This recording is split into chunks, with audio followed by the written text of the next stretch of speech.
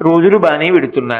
అసలు ఈ రోజు పూజ చేయడం అనేటటువంటి దాని వల్ల వచ్చే ప్రయోజనం ఏమైనా ఉంటుందా? అసలు దాని వెనక ఏదైనా శాస్త్రీయమైన కారణం ఉంటుందా? విదురుడు ఎందుకు చెప్పాడు అసలు దైవానికి నమస్కారం చేయమని? నేను మీకు ఒక్క మాట చెప్తా, బాగా గుర్తుపెట్టుకోండి. ఎవరు పూజ చేస్తున్నాడో వాడు లోకము చేత పూజింపబడతాడు. నేనన్న మాట బాగా పట్టుకున్నారా? ఎవరు పూజ చేస్తాడో వాడు లోకము చేత పూజ అందుకుంటాడు.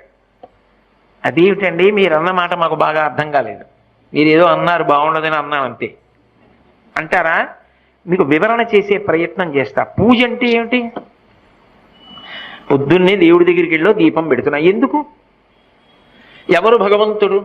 చంద్ర సూర్యౌ చ నేత్రే కర్ణావాసా శిరోద్యౌ ముఖమవిదహనో యస్య వాస్తేయమద్భిః అంతస్తం యస్య విశ్వం సురనర ఖగో భోగి గంధర్వ దైత్యైః